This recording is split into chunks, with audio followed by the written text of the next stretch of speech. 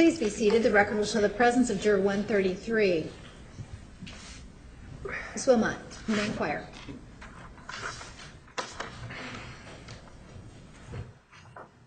Good morning. Morning.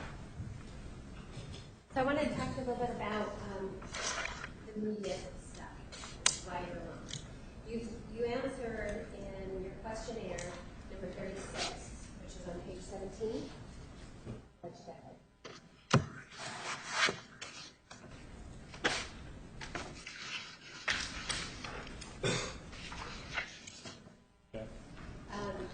So you answered that you didn't follow the case, you didn't see it on the news, but that you know of Miss Arias and about how her name had a lot of attention, but I do not know any details of the proceedings. I just wanted to ask you, what is it that you know about Miss Arias? I've heard her name, in terms of seeing it on the news or seeing it on the TV, but I never specifically sat down and watched what that was about. What do you associate with her name? That she was on trial and she was guilty. That's all I really know. And did your friends talk about it to you at all? Coworkers? No. So you had no discussions about it? No. And you said, so did you see snippets then on the news, or little parts of it on the news? Nothing besides just literally walking past the TV or, Literally just the name? Yeah, just the name.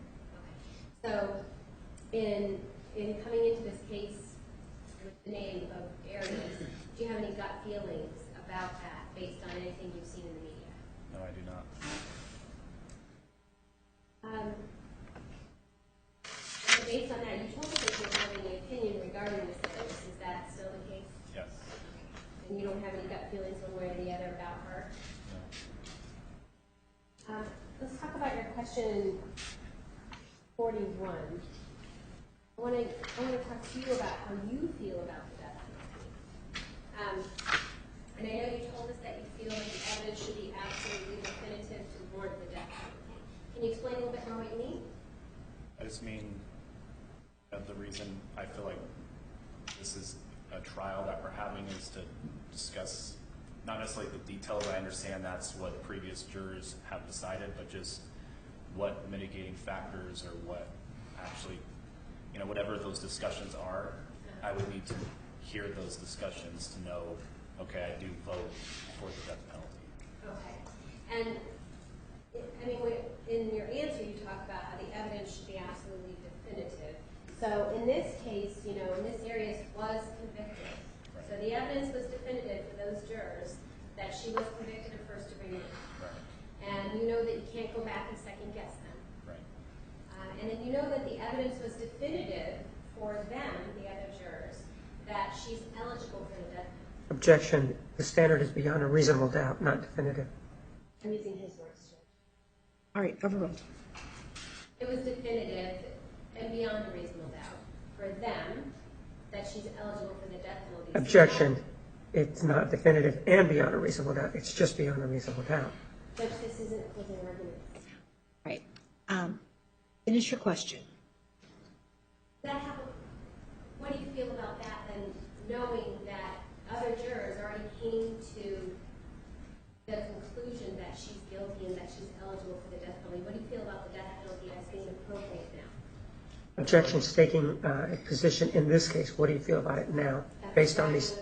I'm not All done. right, overruled. You may answer that question. I feel like my answer that I wrote, maybe evidence wasn't the correct word to use. Just I feel I would need to hear, not like what the previous jurors said, but just through the process of this trial, be able to hear both sides to lead me to my decision of death penalty or life, whatever it was. Okay. Would you consider information about Miss Arias, about her past? If that was discussed in this case, yes. Okay. And would you consider, would you use in your consideration anything about her character to decide whether or not to give her life or death? Objection. Exacting a promise. Counsel, approach, please.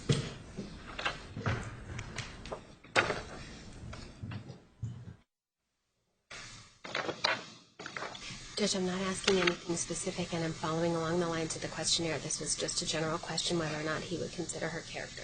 It's already been asked in the questionnaire. But it's meaningful consideration. Would you give meaningful consideration? That wasn't the state's objection. It's number 52. Can you just frame it in terms of the question number 52? You want me to word it exactly like that, or can I summarize it? You Or can summarize it, but along the lines of the information that's in number 52. And I think as long as you're following up on 52, it's appropriate. was I not? Well, I don't know if you're following up on specifically 52. Okay. All right.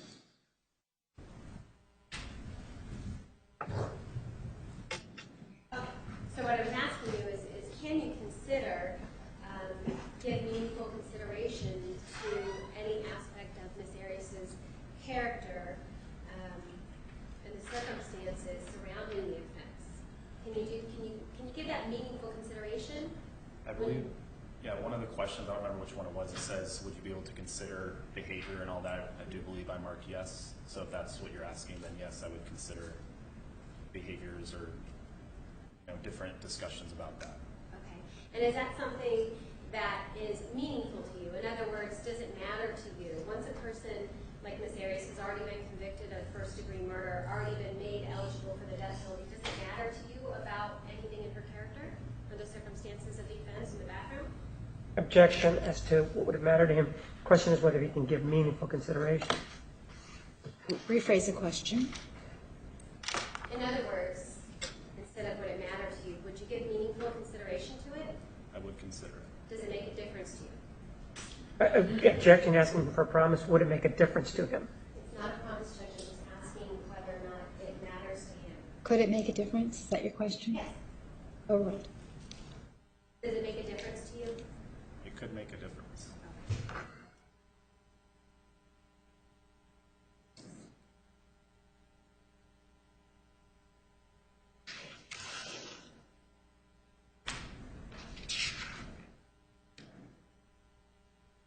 And in question number 43,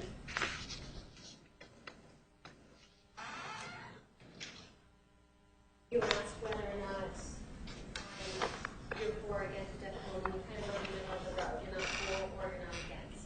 Right. That's still the way you feel? Yes. And in question number 42, you're talking about, that's your answer about what you think about the sentence of life in prison. Do you feel that life in prison is punishment? And I know in your answer you say it's not as severe as the death penalty. Is that the way you feel? I do feel that the death penalty is more severe. I don't know based off facts or, just whatever we discuss, but I feel like death penalty is on one side versus life on another side if that would result in, different circumstances for that person. Okay. So since you already know that you have to accept that Ms. Arias has been convicted of first-degree murder and eligible for the death penalty, when you talk about life not being as severe, is that something that you can still consider as appropriate penalty? I don't think I understand your question. Well, given that what you're writing to us is that life in prison is not as severe as the death penalty. That's what you're just talking about. Right, but I'm not saying it's not severe. Okay. I'm not trying to discount it. I'm just saying death penalty to me is a different level than life in prison. Okay. And you still consider then life to be a penalty? Yes, very much. All right. And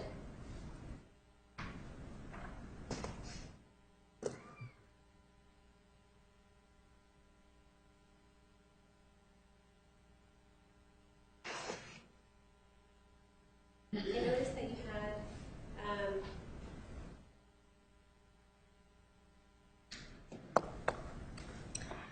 that your sister passed away from a drug overdose. Yes.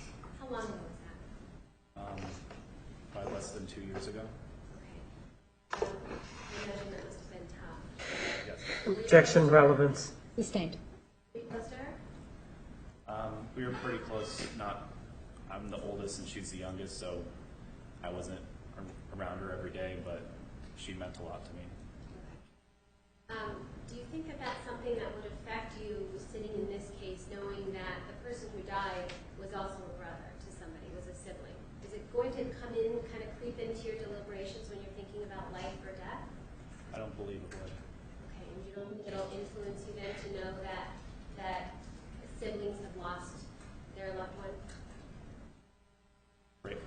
Say that again. Well, knowing the feelings that you had to go through when your sister passed away, do you think it'll creep into your consideration whether or not to vote for the life penalty or death? I don't think my personal relationship with my sister would impact understanding the facts of this case.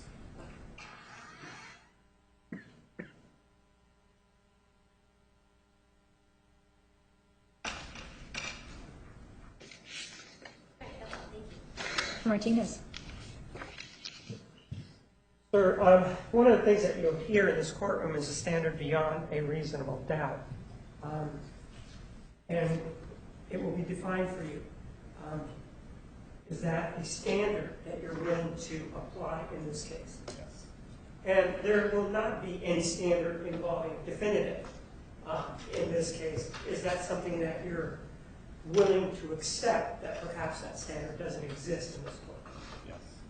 And in terms of the death penalty, one of the things that you said, well, life is less severe than the death penalty. I know that's not exactly what you said, but that's the concept. Correct.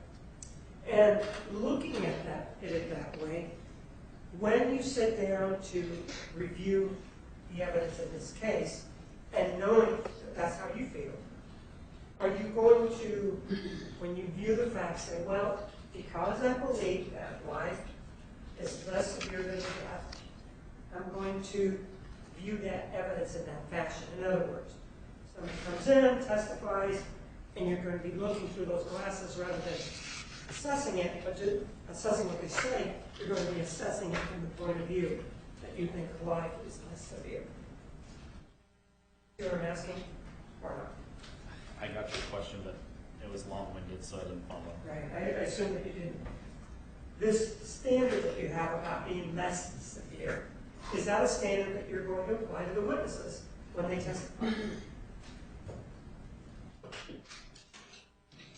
I don't believe it would. I'm not saying like life is something like we'll just fall back on that as the sentence if death wasn't the option or whatever. Just I would consider both, and I both feel like they're severe. It's just death for me is on a different level than life in prison when that person can still contribute in some sort of way. When you apply the standard, and whether or not that person contributes or not, when you apply your standard to witnesses, that's what I'm mostly focusing on, are you going to be able to evaluate their testimony evenly and equally without respect to perhaps believing that life is a less severe option? Yes. Anything else? Thank you. Counsel, please approach.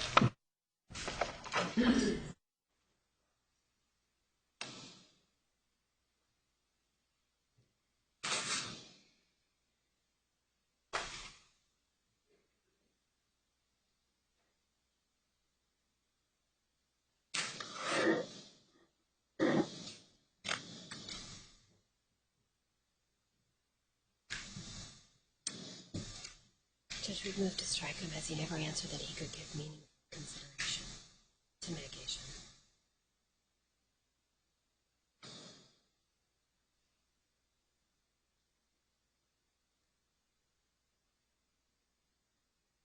That's not what I heard. Are you objecting? I'll stipulate. You'll stipulate? Yeah. Let him go? Sure. Okay. The other thing, too, before we leave here, with regard to 161, and I'm only saying this for purposes of the record so that it's out there and people later on can't say they were surprised about it or that they overlooked it, because this gives defense counsel an opportunity to, or at least it's out there. 161 said that if the defendant did not show remorse, he would be more than likely to give death. And I don't believe that that's something that can be allowed.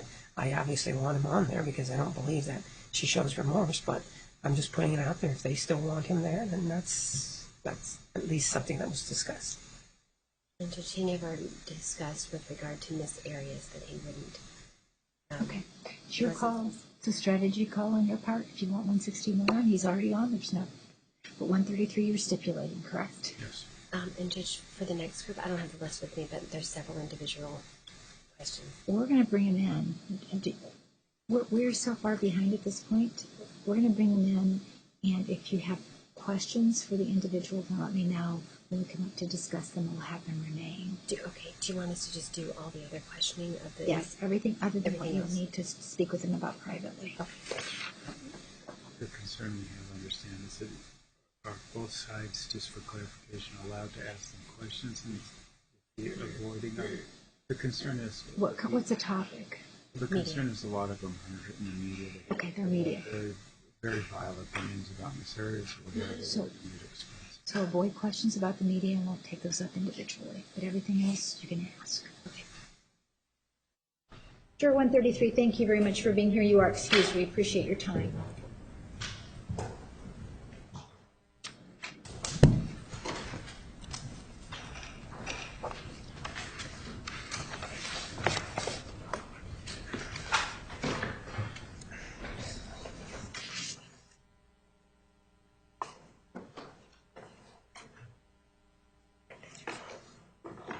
Let's bring in the next group, the 1015 group.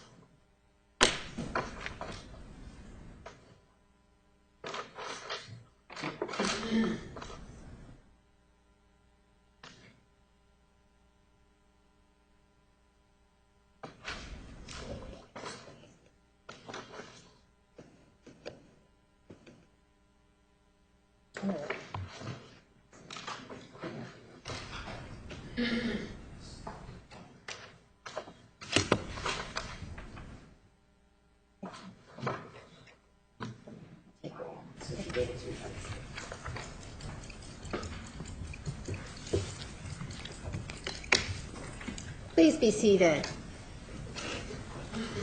Good morning, ladies and gentlemen. Thank you for your patience. We appreciate you being here this morning. If you would start by showing us your card number so that we know who we have here at this point. We have number 103, 114, 122, 132, 143, 144, 147, and 176. Thank you. This morning you're going to be asked some questions by the attorneys. We're going to follow the same rules we followed when you were here last week. If your response to a question requires you to provide information that you would prefer to give us privately, let us know you would like to speak privately, and we will arrange a time for you to speak privately. Have any of you seen, read, or heard anything about this case in the media since you were here last week? I see no hands. Has anyone attempted to speak with any of you about this case? I see no hands. Have any of you spoken with anyone else about this case? I see no hands. Did any of you do any research about this case? I see no hands. Is there anything that you would like to report to us that you did not know last week? For example, an issue that you have with the court schedule, employer issues, other matters. If so, raise your hand. All right, and show me your card, please. 132. I have spoken with my employer, and I am currently in charge of accounts payable for 3 of the businesses that he runs out of his office, and he has informed me that it would not be beneficial if I am gone for 2 months. Well, it would not be beneficial for his business, but His business, and he has stated that if I'm gone for that month, he will have to hire someone to replace me, and my job is not guaranteed if I get that. because of that situation, are you asking to be excused? Yes, ma'am. All right, and who else had a problem? Number 144. Yes, sir. Due to the length of the trial, with the overtime that I'm needed to make ends meet, I won't be able to do the overtime that I need to keep my lifestyle going. So if I'm understanding, if you're part of the trial and you're here, you would not qualify for overtime at your job, and you need that overtime. Is that correct? Correct. And where do you work, sir? Patterson Dental Supply.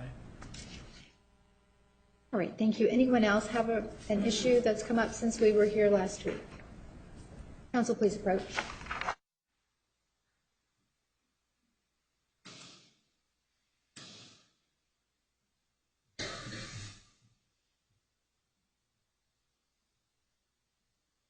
Any objection? 132 and 144.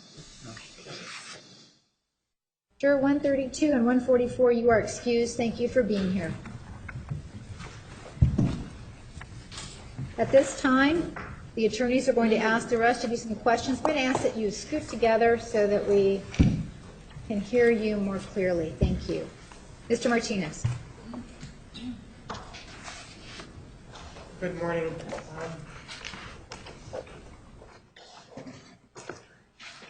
In this particular case, when you do deliberate, if you are chosen to deliberate, the judge is going to give you what are called jury instructions. They're actually the law in the case. And they are not subject to anything other than you following them. Do any of you have a problem following the judge's instructions, whatever they may be? Will any of you have any problem with that? I didn't see any affirmative responses. And this is not a hypothetical. You understand that this case here is not hypothetical. You understand that this is a real decision that you have to make. You understand that? Again, it's an affirmative. And the decision that you have to make on this case here is whether or not you impose the death penalty or you grant the life sentence. You understand that? Again, it's an affirmative. As part of these proceedings, however, previous jury has already found the person in this courtroom, the woman behind me, is guilty of first-degree murder, premeditated first-degree murder. It's not hypothetical. That's what happened. Are any of you inclined to want to go back and revisit that verdict and say, well, maybe I want to look more at it because maybe they got it wrong, or maybe I want to just go back and look at it?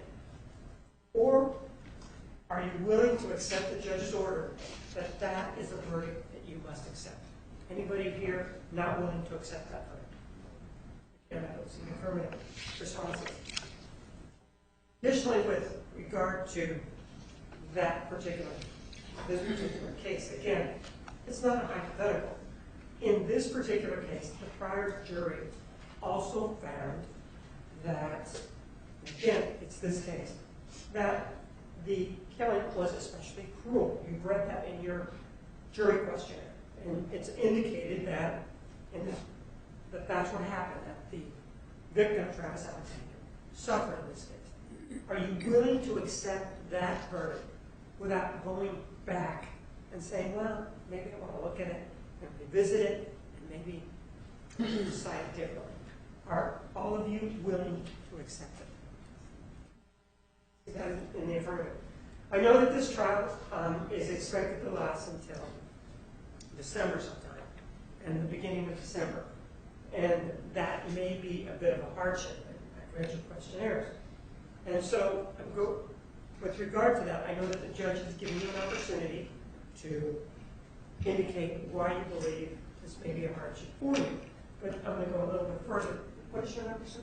103. 103, one of the things that you indicated that, well, you have a trip or a potential trip that's scheduled to go hunting in November, correct? Yes. And when is it in November? Actually, it turns out it's on your schedule. It'll be Veterans Weekend, which would be, if we're off per the schedule, it'd be great. Okay, so if the schedule is correct, that's not a conflict for you. Correct. Right? So you're fine with the schedule as it stands. And Matt, what's your number? 176. One of the things that you indicated in your questionnaire was that this could perhaps be a hardship at work. Do you remember indicating that?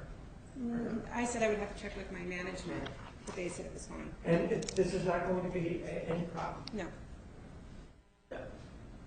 Let me ask you some more specific questions here.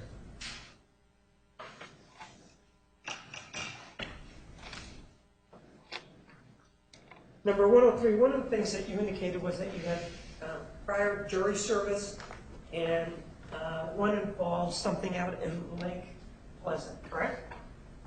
Was in what? The other case, one of the cases involved something in Lake Pleasant. Yes. Tell me a little bit about the facts of that case. As I remember him, it was MCSO. Heck.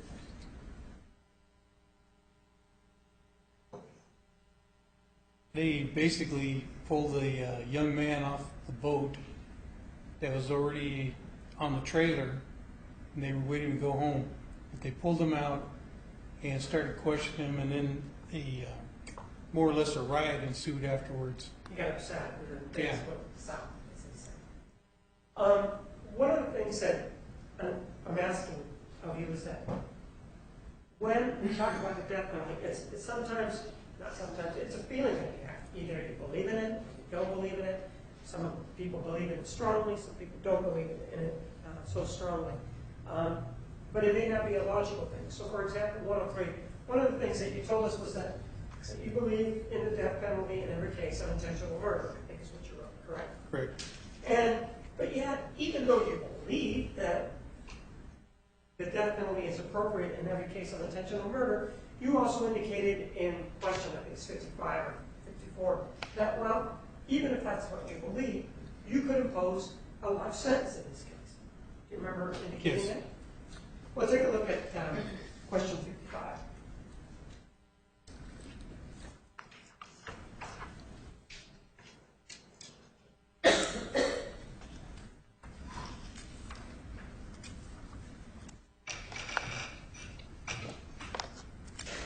That's on page 20.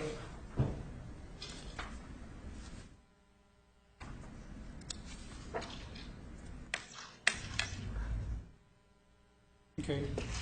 And so that's how you feel, that in this particular case, even though you have this strong belief about the death penalty, that you could still get a life sentence, correct? Correct. And irrespective of this strong feeling, would you be able to look at the evidence, whatever's presented, and give it meaningful consideration? Could you do that? Yes. And so, for example, if there's evidence presented that talks about character, propensity, that sort of thing, you would listen to it carefully and again give it meaningful consideration and reach your verdict. Correct. One of the other things that your questioner indicated was that with regard to mental health professionals, I think you're smiling and there's an interesting use of the word, but you indicated that, well, in your mind, whatever they have to say is bunk, I think is what you said, right? Yes. And everybody's entitled to their opinion.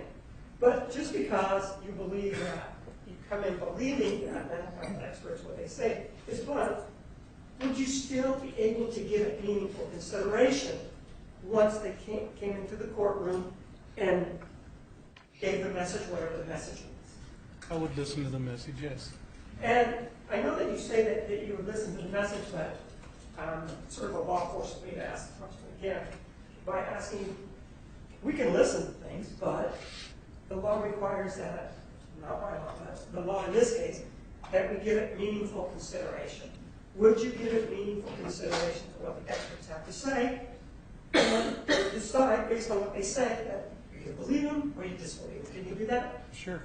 Can you do that with regard with experts the same as you can with regard to everybody else? In other words, would you be able to apply the standard to other people that came in and say, well, I believe him or I don't believe him, but I'll give it meaningful consideration? Yes. And that is something that you can do, correct?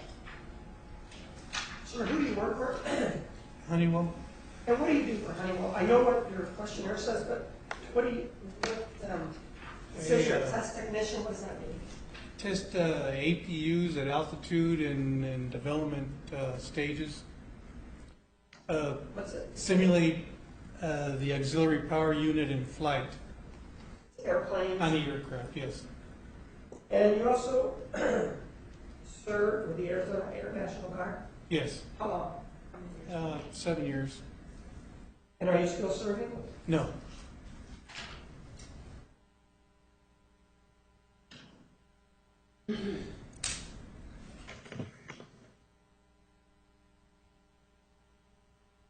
$176? One of the things that you indicated in your questionnaire was that extremely graphic images might be disturbing to you. Correct.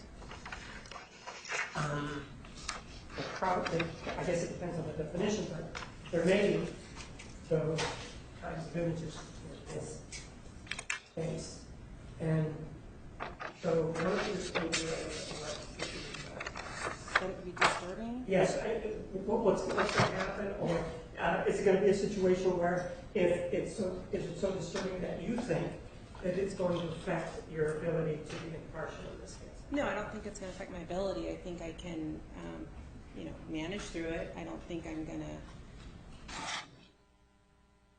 not be able to make the right decision. It's just images that you typically don't see every day. Right. So that's why I think it would be disturbing. It's not something I experience in day-to-day life. And so, is it such that even though it may disturb you, and by that I'm interpreting that to mean create an emotional reaction in you, whatever that may be, you will still be able to look at them and decide this case without undue sympathy or prejudice? Yeah, I think I can keep my emotions internal. I don't think I will show the emotion. But I admit, it's like I said, it's not something you see day to day, and it would definitely be new to me, other than things you see in movies, obviously. One of the things that you indicated in your questionnaire was that if the sentence were 25 years, you would not vote for that. I'm sorry, can you repeat that?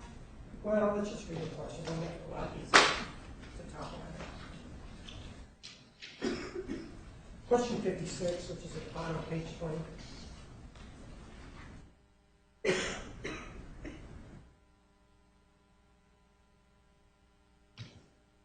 So it talks about life sentence, but allowing release after 25 years? Release, correct. And you indicated no. Correct. One of the things that I want to ask you about that, would you be so affected by chance? Well, let's put it this way. The decision for the jurors is whether or not death or life is appropriate. That is the choice that you will be asked to make if you go back to delivery.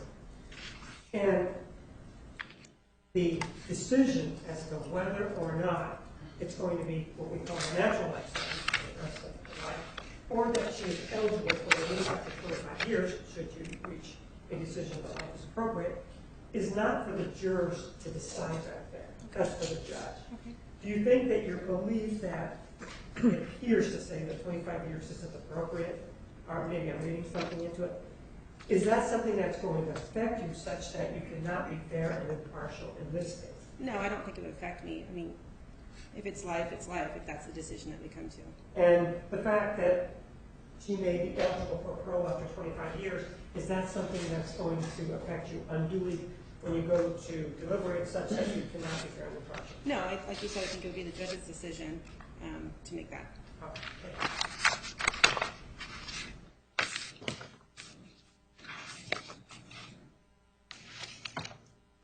144. That's it. Over here.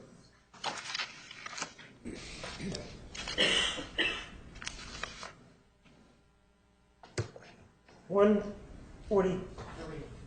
Yes. One of the things that you indicated was that you testified in an order of protection hearing? Yes. And when was that? 8 or 9 years ago, maybe. Can you give me a little bit of the circumstances about that? It was my mother-in-law who filed an order of protection against me, and I was just going to court to see if they would dismiss it so it wouldn't be on my professional record. And again, this is not private. Why was she complaining? She stated that I drove by her house all the time, called her all the time, was bothering her. And wasn't true, probably. Correct. That's why I was trying to have it dismissed. And did that make you feel that somebody was saying these things that Objection relevance. were not true? Me answer. Oh, I'm sorry. It's very upsetting. I believe that that's a record on my profile, the job of the background search. Right. It's on my record. I have to explain it and relive it again, especially when it's not true. Right. And did you actually go to court and explain your side? I did. And the result was, after we interrogated each other, if that's the correct terminology, was that the judge felt that for my protection, the order be left in place to keep her away from me. Does that seem right to you? Yes.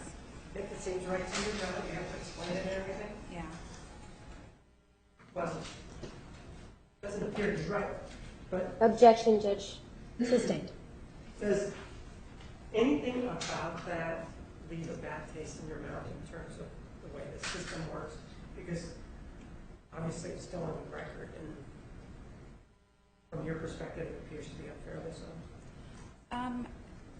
Unfairly, it's someone's word, just putting statements on paper, true or not. Right. Do I hold it against the system? I do not, because beyond that, I've done work for the Superior Court, being CASA, so I don't hold it against the system. And CASA stands for, what's the acronym? Court-appointed Special Advocate for Children. Thank you. You're welcome.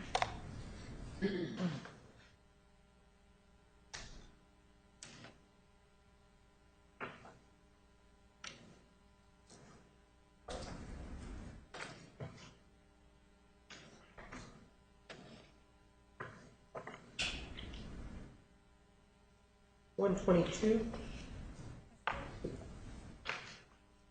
You indicated that you had some issues with your spouse.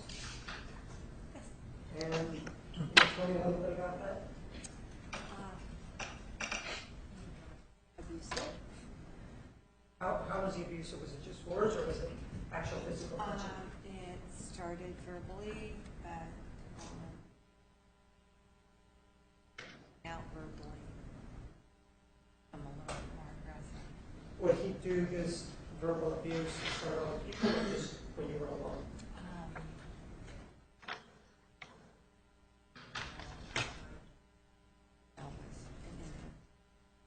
And you indicated that it then turned physical. And what form did that take? Just getting things thrown at me, and one time he hit me. That was. Did he slap you? Or Yep, did you call the police? I did. And was he present in the room when you called the police, or was it? Did you wait, or how did you? I waited because he wouldn't allow me to call them. And when you called the police, did they come out and take a report? They can't take the nodding of heads. I apologize. Oh, I'm sorry. Yes, yes, they did, and I subsequently filed an order of protection. And was the order of protection kept in place? Yes, sir. Did the police, when they came out, do you know whether or not they questioned him? I believe they did question him, but it was separately in another room. And he agreed to leave and gathered up his things. Gathered up his things and left. And then you said something about the order of protection. Yes, and then I went down and filed an order of protection to keep him home. And was that something that was effective and technical? Yes? Yes. Did he bother you after that? No. And you had a child in common? Yes. How old was the child back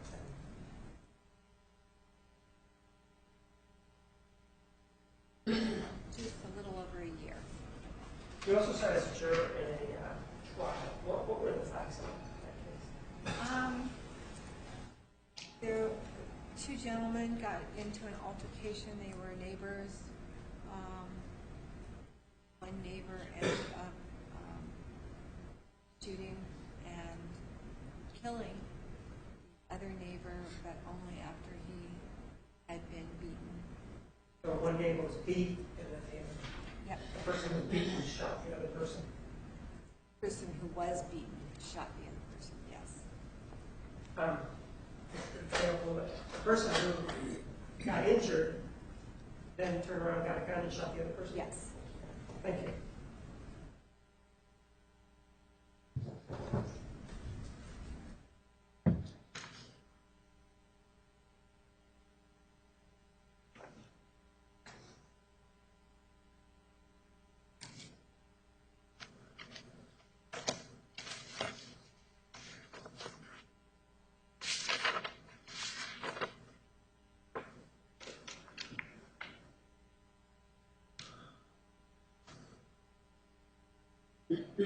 One 14th.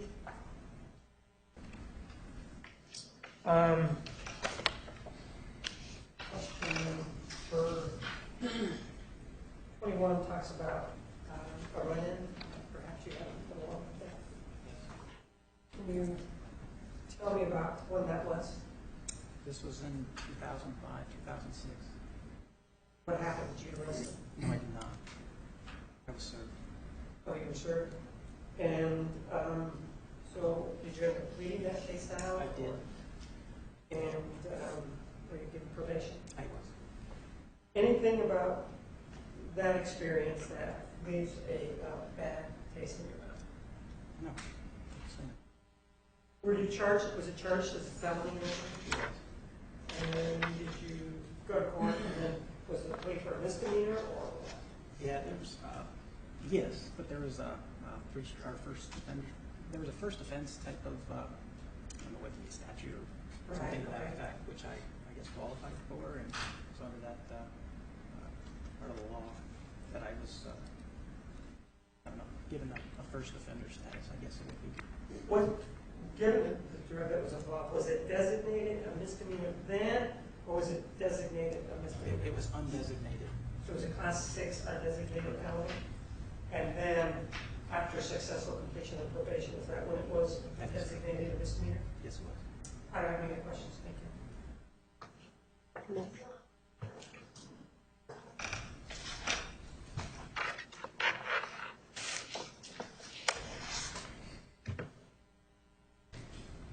Good morning. I'm sorry.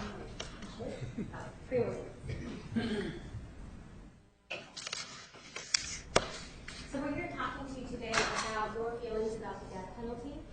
And you have read in the questionnaires a lot about this being a murder case and that this is a death penalty case.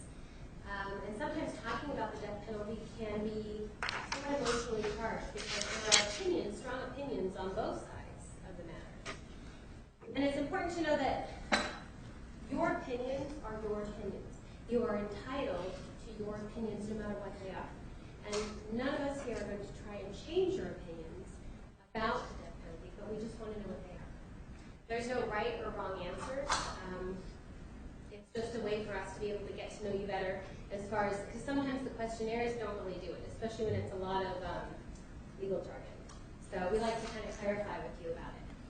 One of the things that's really important for you to all understand is that although we have talked a lot about how this is a death penalty case and that Ms. Arias has been convicted of first-degree murder, that doesn't mean that you have to vote for death. And that doesn't mean that anybody will require you to vote for the death penalty. It is up to you, and it's up to your own moral compass as to what you believe to be the correct vote. The state of Arizona will be satisfied. Objection, argument as to what the state of Arizona will be satisfied with. Approach, please.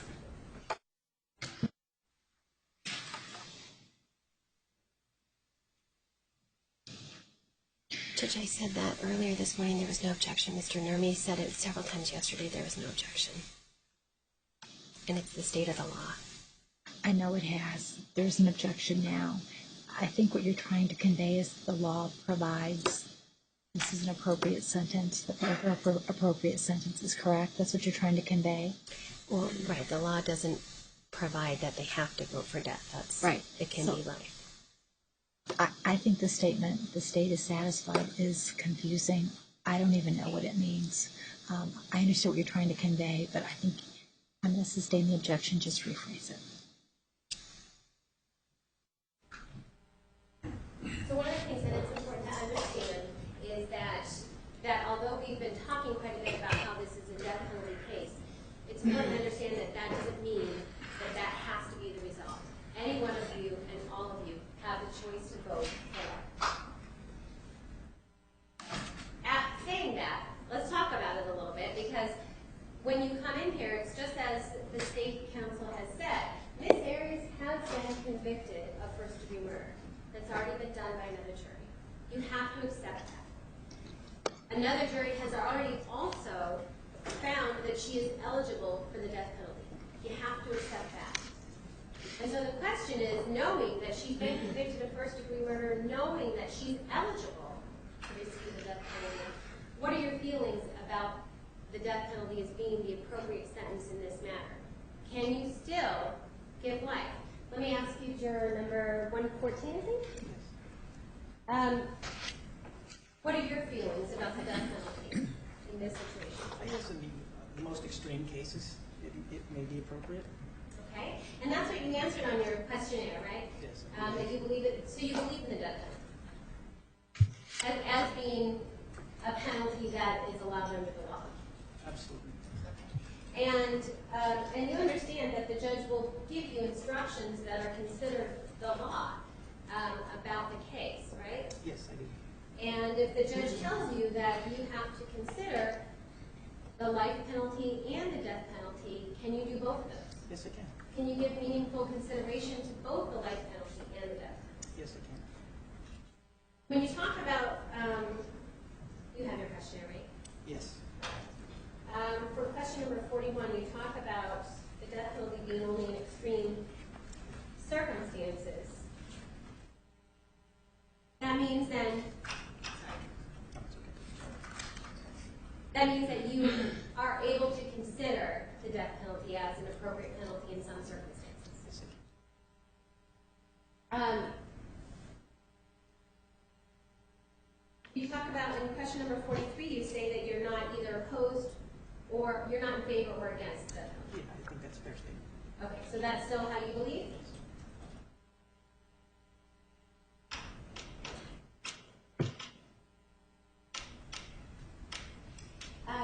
One of the questions that the prosecutor is asking you about is what happened in New Pass in 2005, I think.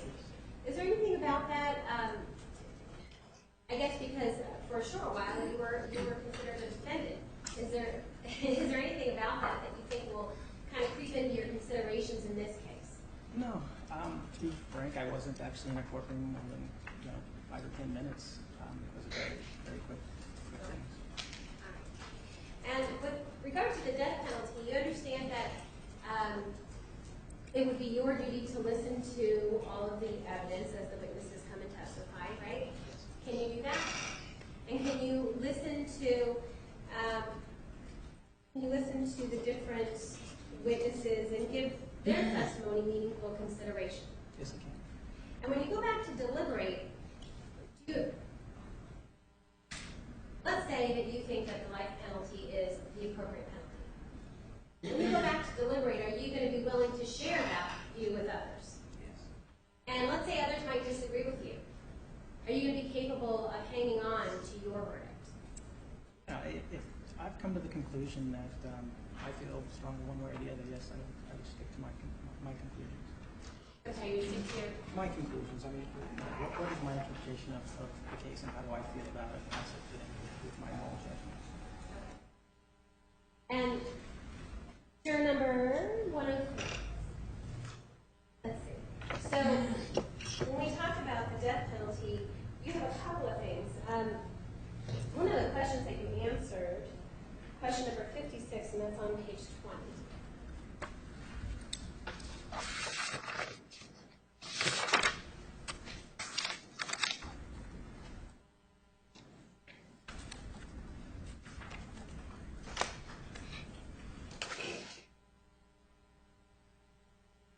And that's talking about whether or not you think you could enter the verdict that could result in Ms. Arias getting out after 25 years. And your initial answer was no.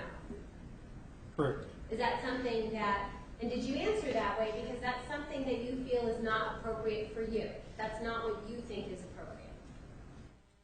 appropriate? It's just my opinion, but... Well, great. That's okay. That's your opinion. Right. Okay, so that, in your opinion then, is something that can result in Miss Arias being released after 25 years. Is that something then that, in your opinion, just isn't appropriate? That's correct. Okay. And you talk about in question number 41,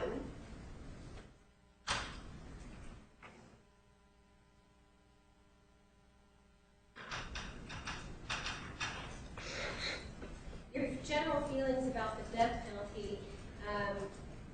You say that we have it for a reason and it should be used when asked for. Is that right? Yes. And do you still feel that way? Yeah. Okay.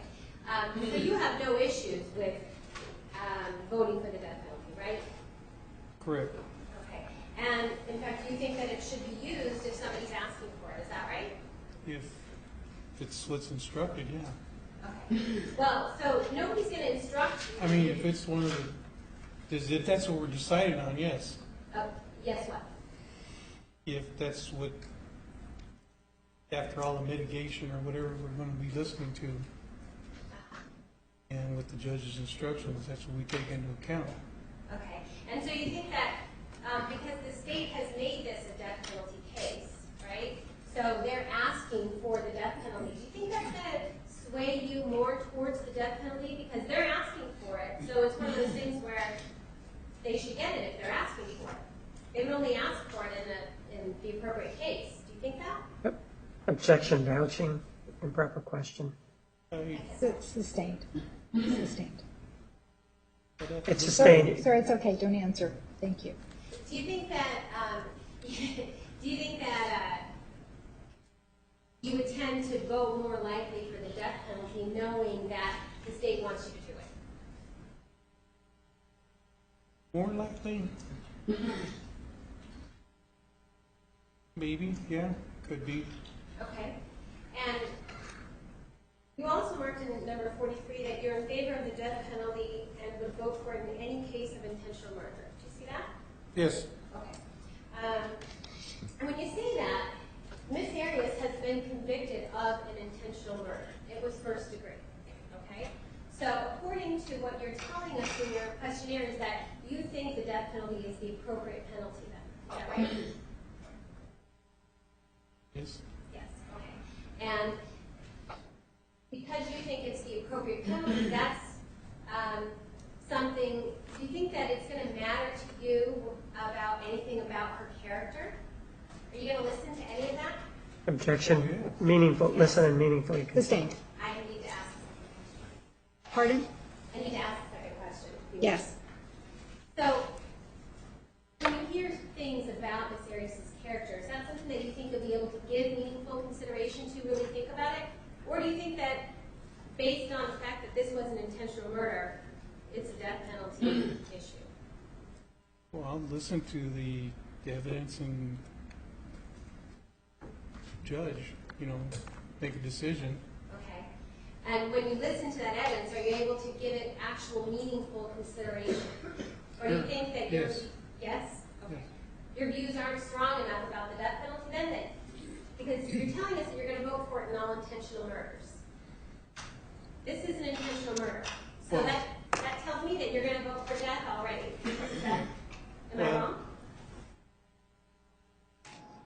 Sorry, I don't want to confuse you. It's okay. We were told we were to answer these in our opinion. That's my Yes. opinion. Yes. Okay. Okay, so that's your opinion. That's what I'm trying to get to. And that's what I said, is it's all about opinions today. There's no wrong answer. So in your opinion, if there's an intentional murder like Miss Arias is convicted of, the death penalty is always the appropriate penalty. Yeah. Okay. And you also, in question 44, you talk about, you were asked if you believe the saying an eye for an eye. And your answer was yes, very strong. Yes. Can you tell us what you mean by that? It's just the way I believe it. I don't know if there's anything to tell. Yeah. What does an eye for an eye mean for you? Mean to you? Life for life, limb for limb. And you believe in that very strongly? Sure. So if somebody takes someone's life, you believe that person should have their life taken as well. Is that what it means to Yes. you?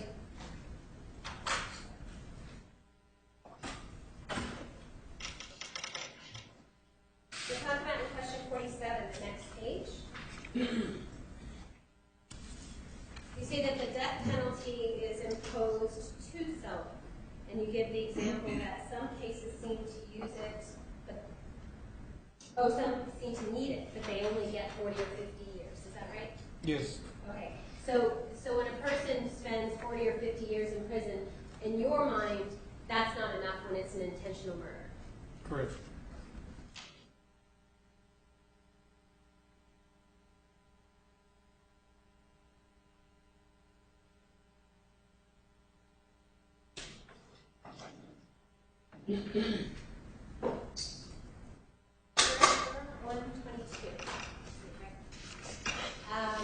The prosecutor asked you some questions about what happened with your ex-husband. And you said that the abuse started with him yelling at you. Yes. And that was mostly in private? Yes. And then he eventually actually physically hit you? Yes. But during the times that he was yelling at you, how many times did you call the police? None. None when he was yelling at you? Yes. Okay. And then the last incident is when you called the police? Yes. Okay. So, and that was enough for you to leave the relationship? Sorry? Was that enough for you to leave the relationship at that point? The physical violence? Yes. Okay. And how long were you married? 5 years. 5 years, okay. And when did the abuse start into the marriage? Or did it start before? Shortly after we were married, the verbal abuse started. Okay. And when was it that you left him? It was 4 years in. It actually took like a year for the proceedings, so we weren't officially divorced until after 5 years, yeah. Okay, that's what I figured. Right. Okay, so 4 years he was abusive verbally to you. Yes. Okay. I had a couple questions for you. On your questionnaire, you tell us about question number 41, page 18. When you're asked about your general feelings about the death penalty, you tell us, I don't disagree with it, I just wish it were more of a deterrent than it seems to be. Can you explain a little bit more what you mean? Well, I wish that the fact that the death penalty is part of our law here in the state was more of a deterrent to people killing other people. But I don't disagree with it. It's part of our laws. When you say you don't disagree, does that mean you agree with it? In certain circumstances, yes, I think I do agree with it. Extreme circumstances. So I don't necessarily think an eye for an eye, but yes, I believe in it for extreme circumstances. Okay. And in question number 43, you tell us that you're in favor of the death penalty, but you feel that it should not be imposed in all cases of intentional murder. Right. Is that so correct? Yes. All right. So Ms. Arias has been charged and convicted of first-degree murder, which it's premeditated. That means it's intentional. And she's been made eligible by another jury for the death penalty. So what are your feelings then about the death penalty as the appropriate penalty in that situation? Objection, asking her to state or promise what she'll do in this case. Approach.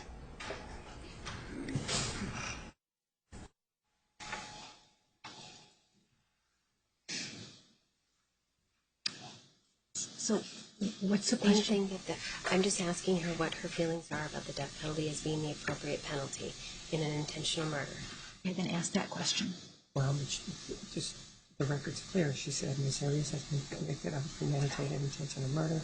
She's been found eligible. What are your feelings of the death penalty in that case? You're going to have to rephrase it. Well, and just so the record's clear, the state is objecting to to the opposite thing. So if I ask if it in a general way, then they say then the state is objecting for that.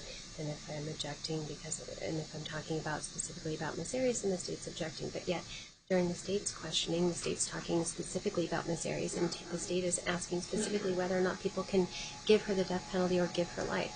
He's talking specifics about Miss Arias, so I don't see any difference then if I'm asking this juror what her feelings are about the death penalty in this specific case. It's such a broad question that she could answer something that would be different from what you're seeking, the information you're seeking. So if you could just rephrase your question, you're allowed to ask her what her opinion is about the death penalty in an intentional murder situation. So ask her that question in that way.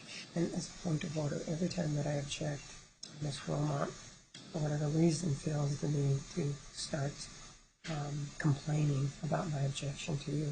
I don't have a problem if she objects to you and asks to approach, but I do have a problem with her constantly doing that.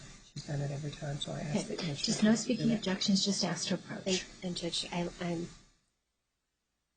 the fact that the state characterizes it as complaining, what I'm doing is just trying to stop him because he's doing speaking objections all the time. Okay, we're not going to do it anymore. Okay. You may continue.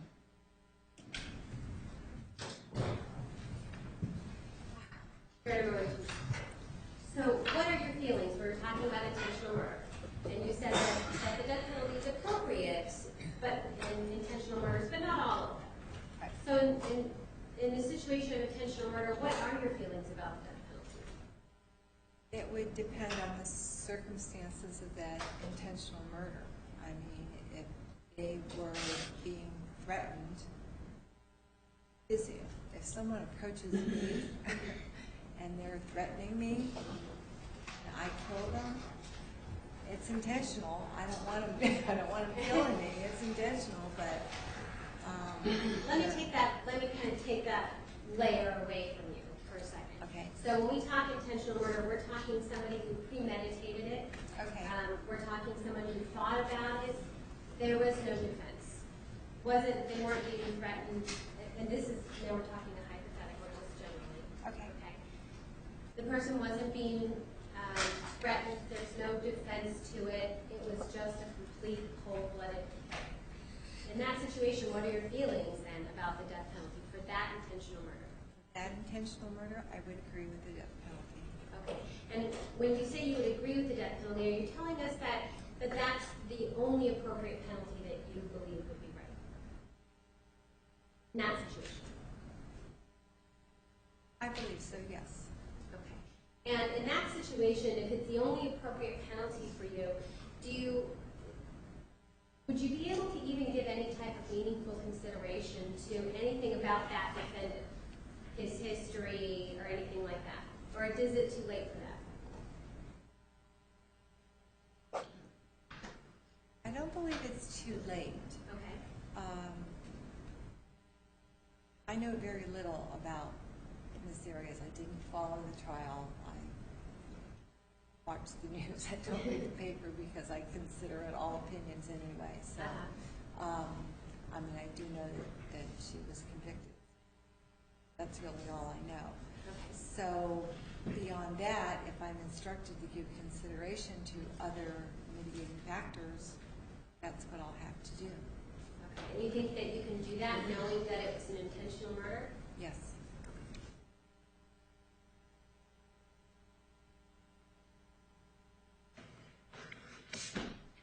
Question number 13.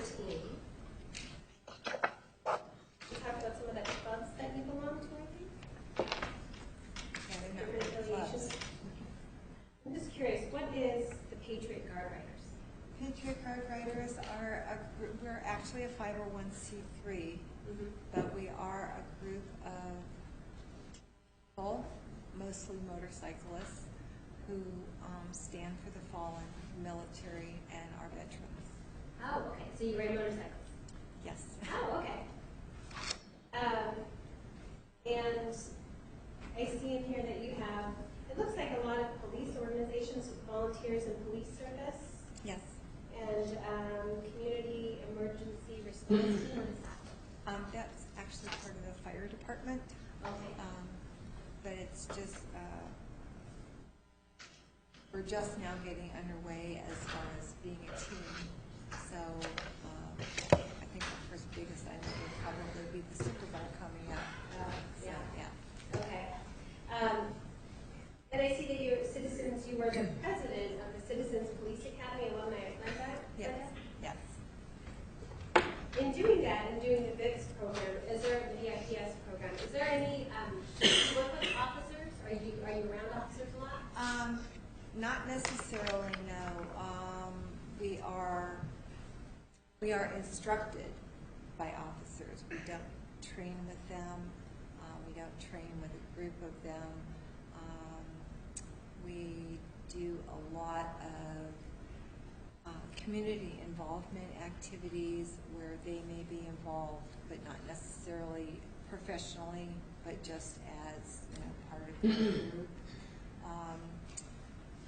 We also do most of the things we do are around the holidays, mall patrols, things like that. Oh, okay. And working with getting that instruction from officers and being part of these groups, do you think you would have a tendency to lean towards believing what police officers say more than what somebody who's not a police officer would say? No. No? No, I've seen some of the things that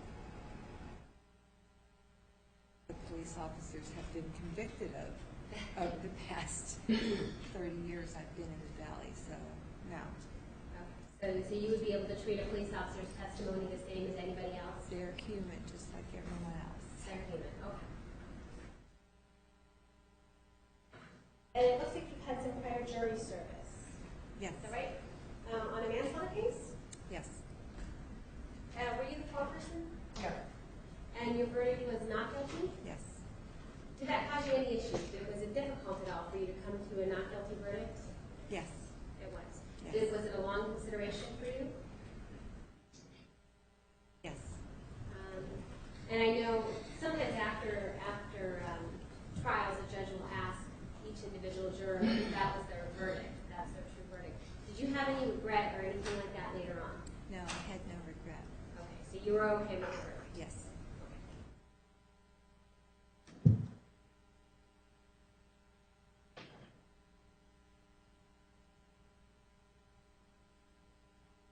I don't think I asked you, you talked a little bit about, when you talk about, do you believe in an eye for an eye? And you say just depend on the situation. Can you give a little bit more on that? Well, I think I explained in my questionnaire, if someone shoots someone, I don't think that they should be shot back. Okay. But I do believe that the penalty should, according to law and on the same level as the crime that was committed. I don't think she should have gotten probation, for... You're talking about the manslaughter case? Yes. Okay. Yeah. But I think an eye for an eye isn't literal in my mind, but I think appropriate punishment according to law should be applied. Okay.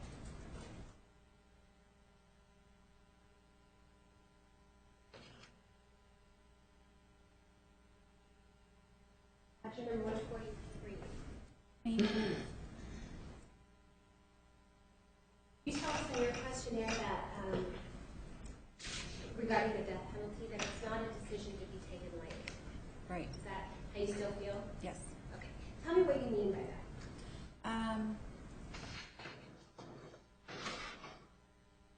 Sitting here in the seat, it makes it very real. In theory, I apply things to my job, I underwrite. In theory, everything makes sense and good.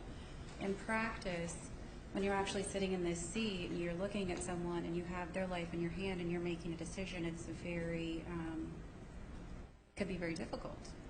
It's not something to be taken lightly. It should be taken very seriously. Is it something that you are willing to do? Yes. To consider both? Yes, absolutely. Okay. And you understand that if you, in the end, if you felt felt that the life penalty was appropriate, do you understand that that's something, it's your choice to make? Yes. And yours alone? Yes. And you don't have to agree with anything else? Right. And do you feel comfortable that you can do something like that either way? I do. You talk about an eye for an eye, and your answer was it depends on the circumstances in theory. I've never had to deal with the issue regarding anything serious. Right. So, now that you're sitting in the chair, tell me what you mean by that. As she put it very well, people should be punished for the crimes. It's not literal. You take my arm, I take your arm. It's just, you sit down, you listen to the facts. It's not emotional, and you base your decision on the information that you've heard. Okay. So if in this situation we know that Ms. Arias was convicted by another jury of first-degree murder. Yes. We know that she's eligible for the death penalty. When we talk about eye for an eye, obviously, so you're saying that you wouldn't vote for the death penalty to be imposed exactly the way that she killed the person. Correct. Okay. But do you think that you would tend to lean towards the death penalty because she killed somebody, therefore the state should be able to kill her? Objections taken and outcome. Sustained. No. That's all right.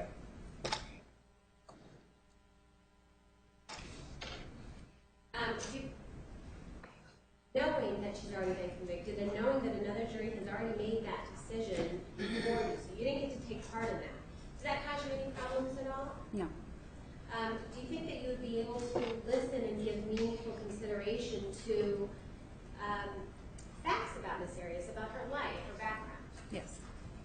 And would you be able to consider and give that meaningful consideration in deciding whether or not you decide whether or not life penalty is appropriate or death? Yes.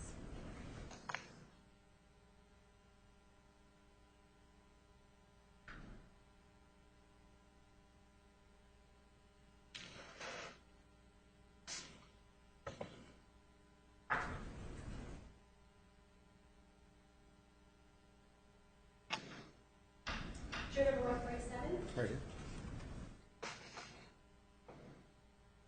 I'm going to talk to you about what you think of the death penalty.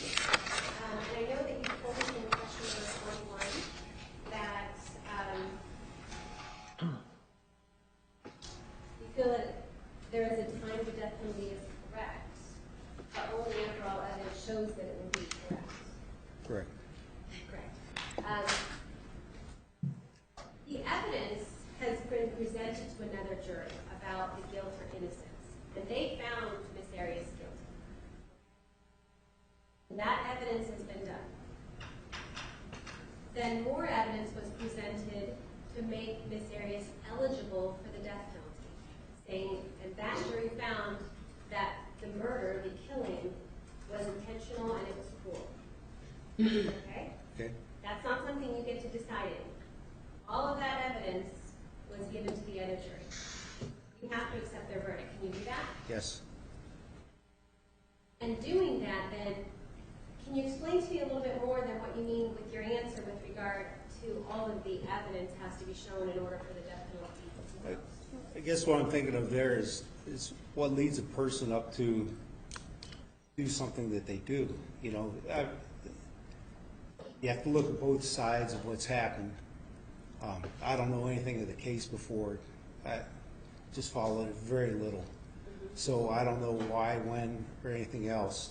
But you have to look at, whoever comes in to present evidence to us now as why did this happen? Why you talk about the premeditated. Somebody can think of premeditated for certain reasons, Was it just out of spite? Was it for greed? Was it for, was somebody being cruel to a person, bullied, or whatever the case is? And until that's presented to me, I couldn't say one way or the other. All right, and so you would want to hear that information? Yes, I would. And in the next question, well, in 43, you tell us that you're in favor of the death penalty, that it should be imposed, but not in all cases of intentional murder. So does that go side and side with what I just said, that, you know, why did the person lead up to commit the murder in the first place? What happened, you know? It's just, not being a psychiatrist, I couldn't tell you why somebody does the things they do. So I'd have to be shown that, or shown the evidence throughout what the specialist would say. Okay. Well, let me ask you this then. Not talking about Ms. Arias. Okay. But in the case of intentional murder, where somebody premeditated it, did it, there was no defense, they weren't being threatened, there was no duress, somebody wasn't making them do it. They did it to be mean, okay? And it was, a jury found that it was cold-blooded, it was just done for no reason whatsoever. In that situation, what would your feelings be about the death penalty? I'd probably be for it. Okay. And in that situation, knowing the type of murder it was, would you be able to give any meaningful consideration to that defendant's background? Or would it not matter to you anymore?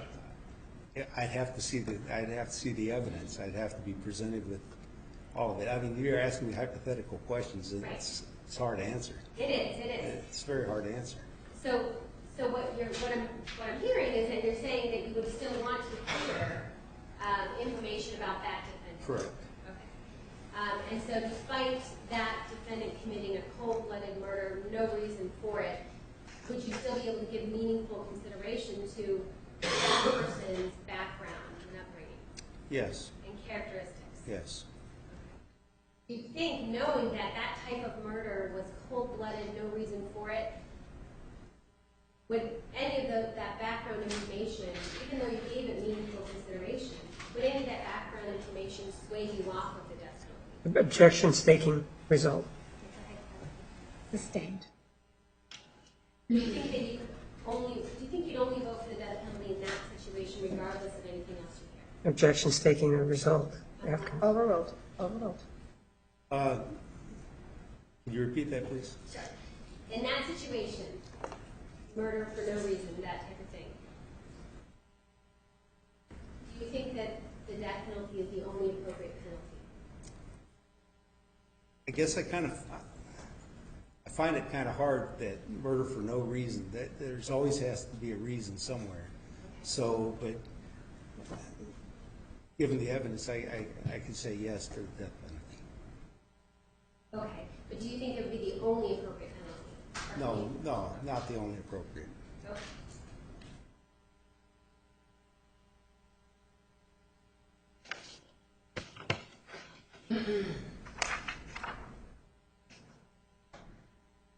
Your number 176.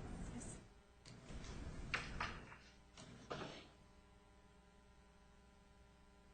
In question, I know the prosecutor asked you a little bit about your issue with the graphic images. In this case, there's going to be graphic images. Right. Okay.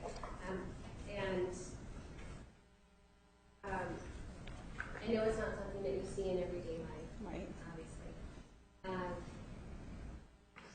Seeing these graphic images, do you think they're going to be hard to get out of your head?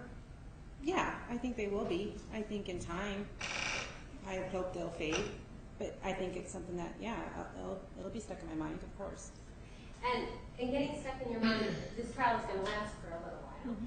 Getting stuck in your mind, do you think that when it comes time to decide life or death, will it be a problem for you remembering those pictures? Because they're going to be very graphic and not good to look at. Is it going to be a problem for you? Do you think like you're going to lean towards death, remembering how awful the pictures were? Not necessarily. Objection staking. Sustained. Do you feel comfortable, in your questionnaire what you said was that you hope to do your best to be fair and impartial after viewing the graphic images. What we need to know is whether or not you can actually be able to set it aside. And I understand it's hard to answer because you haven't seen it, but... Well, I think in addition to the pictures, there's going to be other facts presented. And that altogether, I think I would take into consideration. So you can take all of it into consideration? Oh, yes.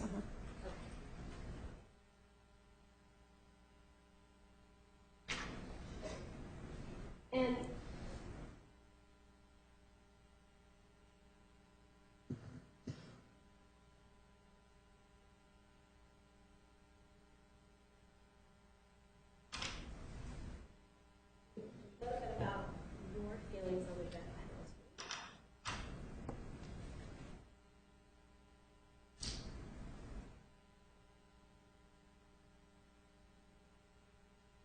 You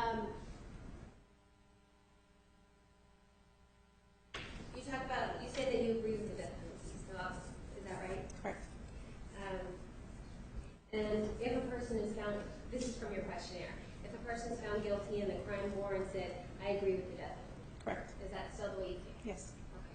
So, similar questions to you. Ms. Arias was found guilty of intentional murder, first degree premeditated. The jury did qualify her for the death penalty. But that doesn't mean you have to get it. Correct.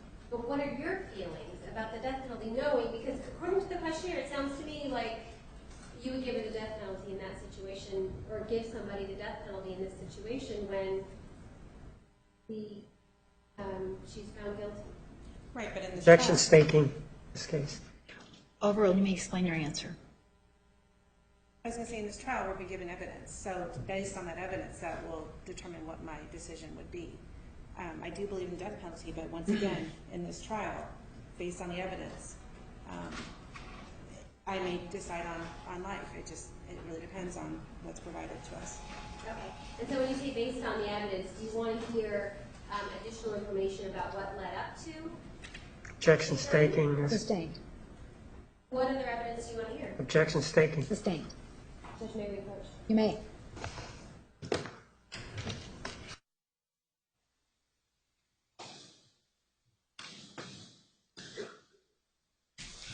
Her earlier objections, Judge, I'm just trying to be general and ask her generally what other evidence, instead of being specific. Last time when I asked specific questions, that was objected to. So you tell me what you want me to do. Well, you're asking her to tell you what she wants to hear. You need to ask her if she can consider all of the evidence and give it meaningful consideration. That's what you really want to know. Whatever is presented, you're asking her to tell you what she wants to hear. She doesn't know. Well, I don't know that she doesn't know because she hasn't answered. Well, you know what's going to be presented. You know what can be presented. So you can ask her if she'll give meaningful consideration to the defendant's background, the circumstances of the offense. Okay, so I can ask those specific You can questions. ask those questions. Okay, sure. Whatever's allowed by the law, that's... Right, whatever's allowed by law. All right, so how much longer do you have? I think this is my last specific question, but then we have all the ones coming back in for individual questions. Okay, how many do you have individual questions for? I had 4, but I know we struck maybe only 3. I can't remember offhand. Okay. You may proceed. Judge, 176, you were just telling us that you want to hear all the evidence before you make a decision. Right. Okay. And so, would you want to hear evidence information regarding Ms. Arias' background? Objection staking as to she wants to hear. She can ask. She will give meaningful consideration. Sustained. Rephrase.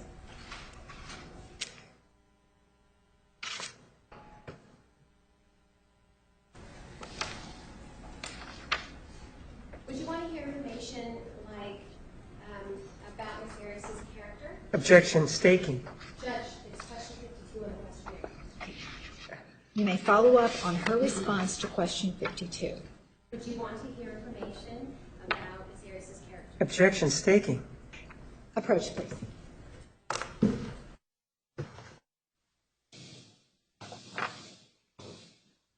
I'm reading directly from the questionnaire. It says the law requires the jury to consider these things. Will you give these things meaningful consideration? Right. Okay, but you're saying, do you want to? It's not about whether she wants to or not. The law requires it. Will she give these factors meaningful consideration? That's really the question. So you just want me to ask it, will you give it meaningful consideration? Correct. The law can do that. requires you. Okay, fine. You may continue. If information is presented about Ms. Arias' background, her character, the nature and circumstances leading up to the killing, if that information is presented to you, do you think that you'd be able to give that meaningful consideration, knowing that she's already been convicted of first-degree murder? Yes. And on your questionnaire, originally number 56, the question on that was whether or not you would be able to enter a verdict for life knowing that there'd be a possibility that Miss Arias could get out after 25 years? Remember that question? Yes. And the original answer to that was no. Is that right? And is that, why is it that you gave us that answer? My belief, my opinion is life is life. Life in prison is life in prison. Okay. So you don't think getting out after the possibility of getting out after 25 years is not something that you would agree with? I don't agree with that, no. Okay. And because you don't agree with that, do you think that's going to kind of count against your verdict? When you're deciding life and death, and you're listening through your own, however you do it in your own mind, and you're figuring out reasons for death, reasons for life, is one of the reasons that you might not vote for life is the fact that she could get out after 25 years? No. So that's something that you wouldn't consider? Correct. Okay. And you would let the judge make that decision? Yes. Because that's what the judge would do? Correct. Okay. And you have no issue then, if you were to vote for life, you would feel comfortable, if that's your vote, you would feel comfortable then with the judge deciding whether or not Miss Arias spends the rest of her life in prison or if she gets out? Correct.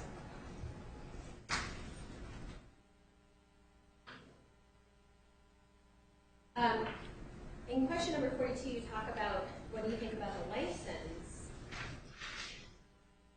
And you do talk about how you agree with life without parole. You also tell us that you don't like paying for it as a taxpayer. Correct. Okay. One of the laws, one of the rules that the judge will tell you is that you can't consider the cost when you're determining punishment. Okay. Is that something that you can follow? If that's the law, then yes, I can follow that. Okay. Will you be able to set that aside and not think about it? Yes. And so that won't be something then that you consider that you take against you, No. against life then? No. And your belief in, when you talk about eye for an eye, you said fairly strong. Tell me what that means to you. I mean, everybody's talking about it not being literal. I'm sitting here thinking, you know, if it was literal, how different would it be? Would people think differently before they acted upon something? Do you think it would be better? Better as in? Like less crime? I would hope so. I would think if people thought about what they or plan to do to somebody, that in turn could happen to them. Mm-hmm. Yeah, I would hope it would make people think differently. But it's not literal.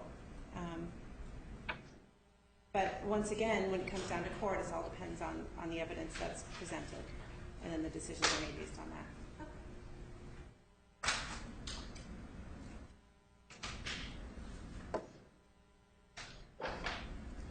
In question 18, you told us that you were a witness to some domestic violence. Is that right? Correct.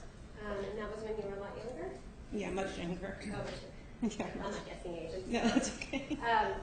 But you'd witnessed your parents get into a fight. Correct. And did you, it says that your father physically abused your mother. What is it that you saw? I was 3, and I witnessed my father pushing my mother into the kitchen cabinets. That's all I remember. And you remember that from 3? I remember that from 3, yes. I remember my brother pulling me away. So. Okay. How long are your parents still married? Oh, no. Okay. How long were they married? They were married for 13 years. They divorced shortly after that situation. Okay. Do you remember if the police were called at all? I don't know. Okay. And was that the only incident that you ever saw? Yes, that I saw, correct. Did you know about other incidents? I assumed of other incidents. Based on what? Based on protection being filed against our house. Based on the fact that there were times that we were not allowed to leave the house for fear of my mom. My mom had fear that my dad would do something. Okay. So your mom was trying to protect you from Correct. Is there anything about that incident that would follow you into the jury room as far as, knowing that this is obviously a murder case and you had to face, sounds like your mom was very scared at some point in time. Was there anything about that experience in your life that would influence you in this matter? I don't think so. I think it's a completely separate situation. Something that personally happened to me at a young age based on parents versus what I understand occurred in this case. Approach, please.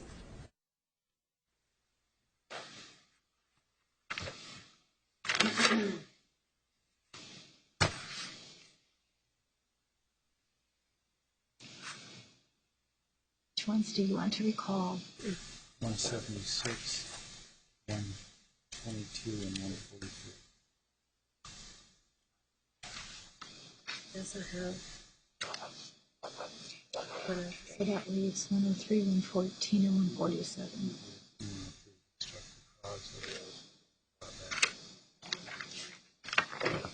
We would be asking that 103 be struck for cause. Otherwise, we'd want him back for individual voir dire, but I think there's sufficient reason for him to be struck for cause. We can go into those if need be. Do you object? I do object. I didn't hear any cause. Okay. So the state does not agree. You're not stipulating the 103. So what are your reasons? Your Honor, he is mitigation impaired under Wainwright. He says psychologists are bunk. The death penalty in all cases. He talks about... Okay, well, he wasn't asked about the bunk part. All right, I'll allow you to bring him back and inquire very briefly. We're really behind. We're going to consolidate the 11, 15, and 130 group. We're going to take a 45-minute lunch, so we'll see where we end up, but we are really behind today, this morning. Okay, so other than 103, anybody else? For cause, I guess? 114, yeah, 114, that leaves us 114, 147, 122, 143. 143 you want to bring back. 122. 122 and your back's okay. So that leaves 114. No motion, okay. 147. No motion. No. And 176, no mo. Oh, 176 you want to bring back. Okay. All right. Anything from... No. All right, juror 114 and 147. 114 and 147. Please return on October 16th at 10 a.m. Between now and then, continue to follow the admonition. Do not do any research about the case. Do not view any media coverage of the case. Do not talk to anyone or allow anyone to talk to you about the case. So October 16th at 10 a.m., you are free to go. 114 and 147. All right, so 103, 122, 143, and 176. We're going to have 176 remain behind, and if the other three of you would go and wait just in the hallway for just a moment, we'll be back with you shortly. Yes? I need to correct my answer to number 18 on the questionnaire. All right. To yes from no. All right, so on jury questionnaire, question 18. For the record, we have the juror number. Yes. Oh, I'm sorry, 143. 143, question 18. You're Yes. changing your answer Yes. to yes. It's a correction. Correct it. All right, thank you for letting us know. And if you would just wait in the hallway, we'll be with you shortly. 176, stay right there.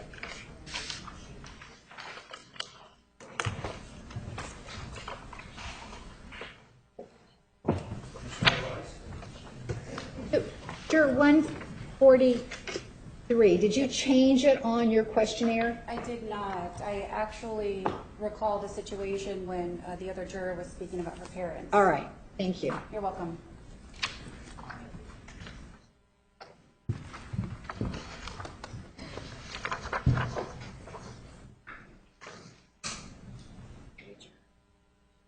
Okay, I'll be with you in just a minute. All right, the record will show that juror 176 is still in the courtroom. Ms. Wilmot, you may here. Judge, I can give it to Mr. Martinez to go first. You want us to? Mr. Martinez, did you have any questions on that issue? If so, you may proceed. I know we specifically didn't ask any questions about it, so if he doesn't. Do you have any questions? With regard to the media coverage, ma'am, you indicated certain things. With regard to the question involving the media coverage, you indicated certain things. Certain things? Let me find it. What's your number again? 176.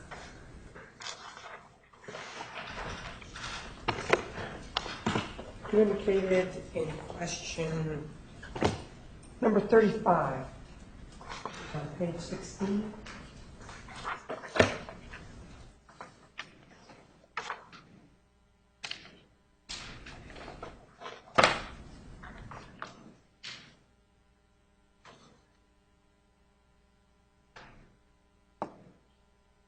You also answered question 36. Some of the media coverage. Correct. With regard to any of that media coverage that you saw, will that influence you when you go back to deliberate such that you cannot put it aside, whatever it was that you saw? No, it was so limited, just little bits and pieces here and there. Right. And once again, they've given the instructions that what happened has occurred in the past, and this is, I mean, the way I see it, it's a brand new trial. And what did you see? What did I see? Yes. Oh, I don't recall specifically. Literally just bits and pieces on the news, whether it be local news or national news. Probably Miss Arias, crying on the when she was speaking, and then I just remember hearing the decision. It occurred while I was at work.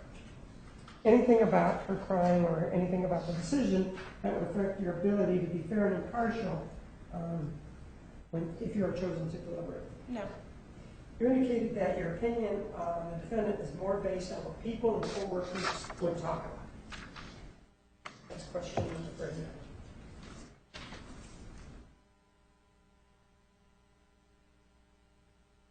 Once again, it was, I didn't see a lot of coverage on it. I didn't watch a lot of news. Right. I don't read the paper often. Right. So it was really more people just in discussion. I work in a very large company and people talking at the water cooler or whatever it may be. What did they say? Oh, I don't remember specifically. Probably something, oh yeah, she was found guilty. Right. I don't think people were surprised. That's all I can really recall. It was just the guilty verdict. Anything about what the people may have said at the water cooler that would influence you unduly when you were deliberating? No, I don't remember specifically what words were said. And you indicated in question 40 that the main attorney prosecuting seemed to like the limelight. Thinking back to when he answered questions outside the courthouse, I think it was at the end of the trial. Do you believe that that would be me, correct? That would be you, correct. Do you think that I was answering questions?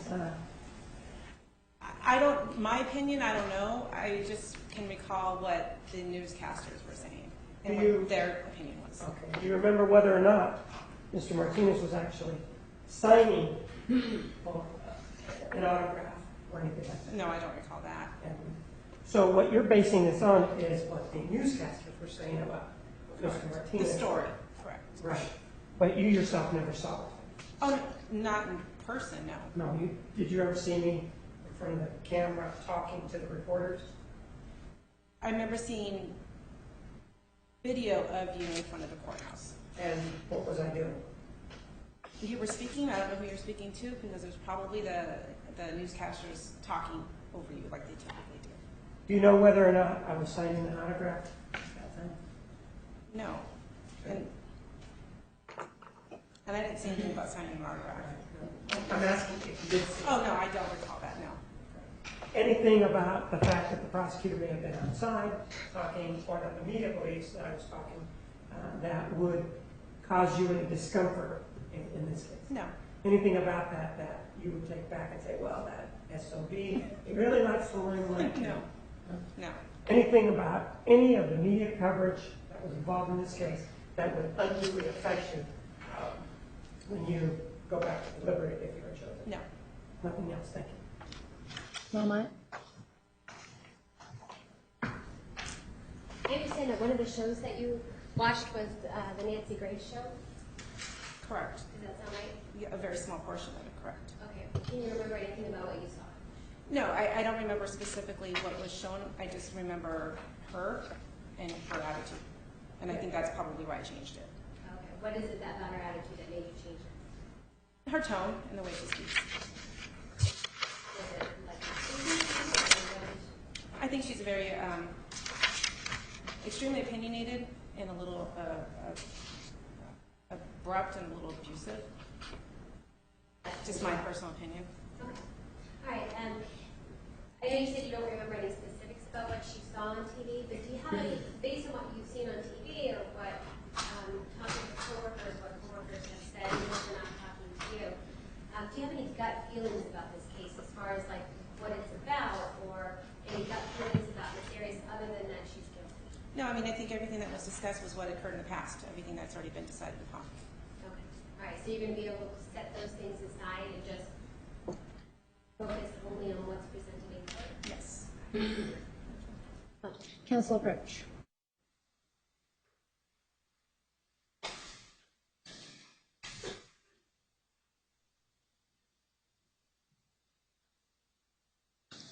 Any motions? All right, thank you. Juror 176, please return on October 16th at 10 a.m.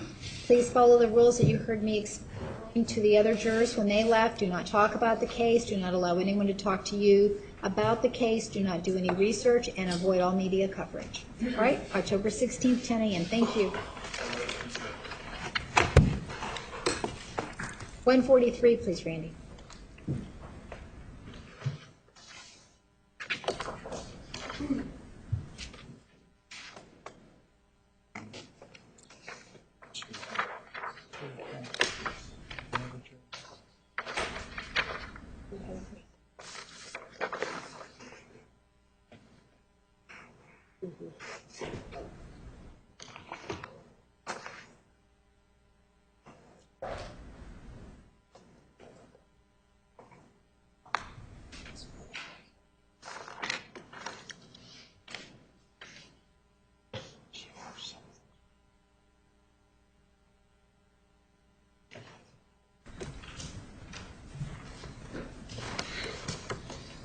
Please be seated. The record will show the presence of juror 143.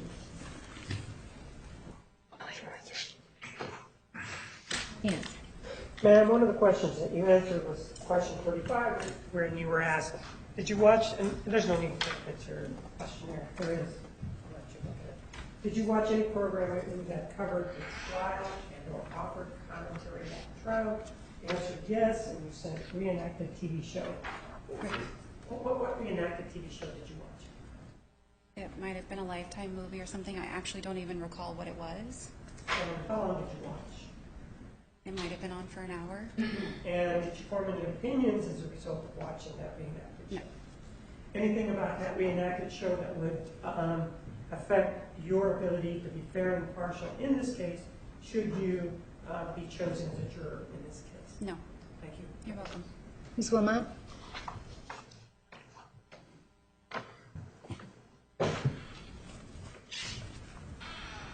In that reenactment show, do you think it might have been a Lifetime movie? I watched CSI and all that good stuff.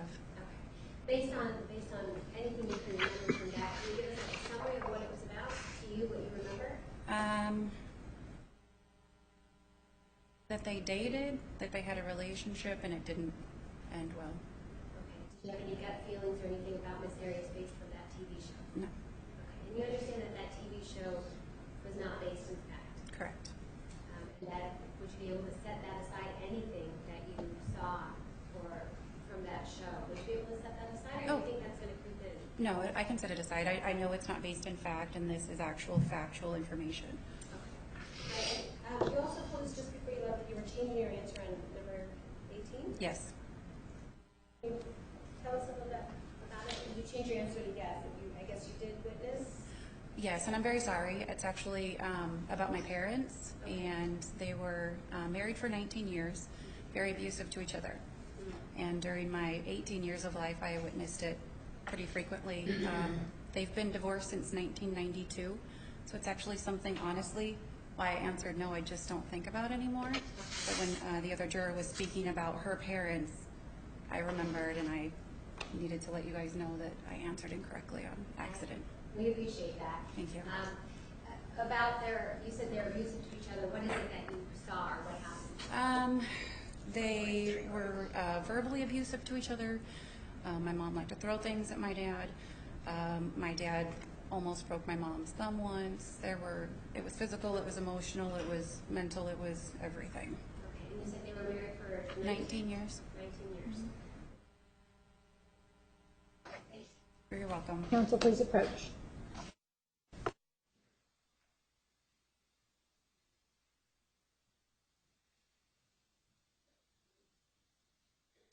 Any motions? Yeah. Juror 143, please return on October 16th at 10 a.m. Between now and then, please follow the rules I explained earlier. Do not do any research about the case. Do not talk to anyone about the case. Do not allow anyone to talk to you about the case. And avoid all media coverage. We'll see you back here October 16 at 10 a.m. Okay. Thank you. You're welcome. 122, please. And then Randy, 103, you can ask him to come back at 140.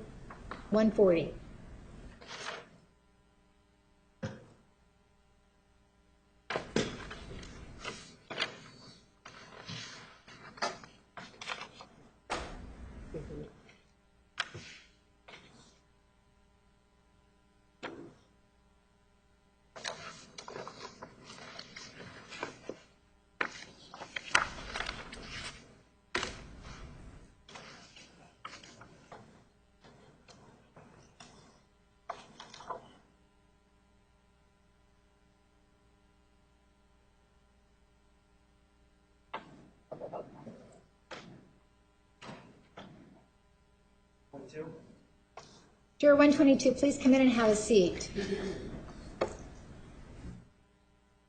Please be seated.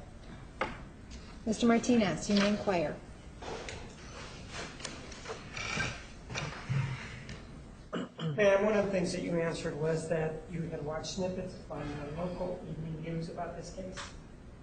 That yes? Oh, I'm sorry, yes. And what did you see? Just that it was happening, that there were big crowds around the courthouse. As I was walking through the room, I don't generally watch the evening news, but in flipping through when it was going on. Anything about what you saw that would affect your ability to be fair and impartial should you be chosen as a juror in this case? No, sorry, I didn't really see anything. You indicated that you know that she's been convicted of a full crime, and with that I would say I don't have a high opinion in this area. Is that based on anything that you saw from the television, or just the fact that she's been convicted? Just the fact that she was convicted. And you know that you are to accept that as true, that she's been convicted of this cruel crime? Yes, sir. Anything else? Ms. Wilmot. Thank you.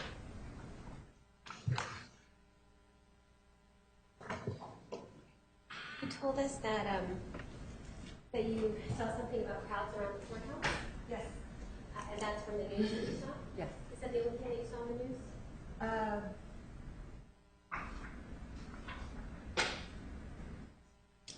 It's the only thing I saw of actual footage around here, yes. I mean, I did hear some commentators, but... Do you remember what you heard from the commentators? Just that it was highly publicized, and there was a lot of, what did they call it?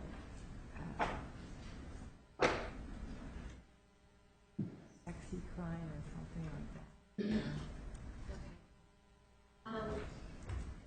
In the information that you have, or the viewing that you saw of the crowds, did you ever get a feeling about what those crowds wanted as a verdict? No, actually I didn't. I just thought that they're, every event has its fanatics. Did you think that the crowd was voting for life? No, I didn't really hear anything, just that, I didn't hear them saying anything, just that they were waiting for a verdict. And knowing that there's these fanatics out there, or at least there were in the first trial, did that cause you any issues as far as if you became on the jury, knowing that you would be in charge of coming up with a verdict, your own verdict? Does that cause you any problems, knowing that there's these fanatics out there? No. No? Like I said, every event has some, whether it's a rock concert or a trial. Okay. And you told us that your opinion about Ms. Arias, you know that she was convicted of a cruel crime. What is it that you specifically mentioned cruel? What is it about the information that you have to know that it was a cruel crime? Because I know that she's eligible for the death penalty, and I know a little bit that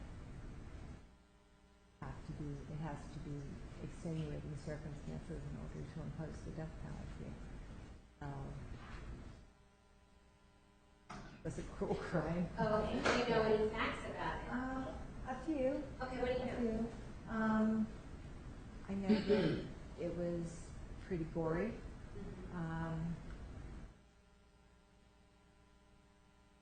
So that I know that initially she lied about who committed the crime, and I know that eventually she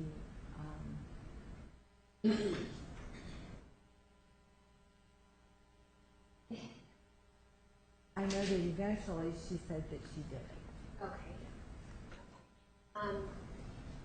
Knowing this information, do you think that you would be able to set that aside and only remember or only focus on what's said in court? Or do you think you're always going to, in the back of your head, are you always going to remember, well, she lied in the beginning? Well, I think most people do when they're confronted with something like that. I mean, it's like little kids, it's always like, oh, it's not my fault. Well, the judge is going to instruct you that you have to come up with your own verdict for life or death based on just the information you hear in court. So let's say that the information in court doesn't talk about her lying when she first gets caught. Right. Do you think you'll be able to set that aside and not think about it when you're coming up with your own verdict? Or is that going to be something that you're always going to remember in the back? No, I don't think so. I think because I'm assuming because of the length of that they're saying the trial is going to be, there is going to be a lot of information. So I'm sure 1,001 things to consider, and I don't think that will be something that would be overriding to anything that would. Well, not just overriding, but do you think you can set it aside and not consider it if it's not something? Yes.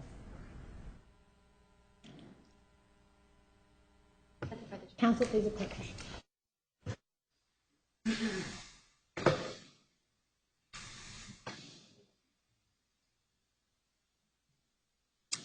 Any motions?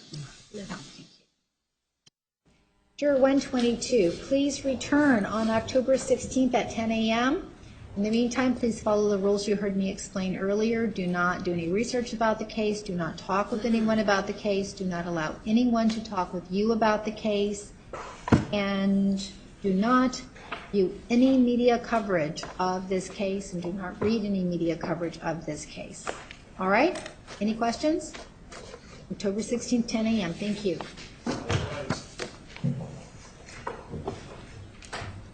We are at recess.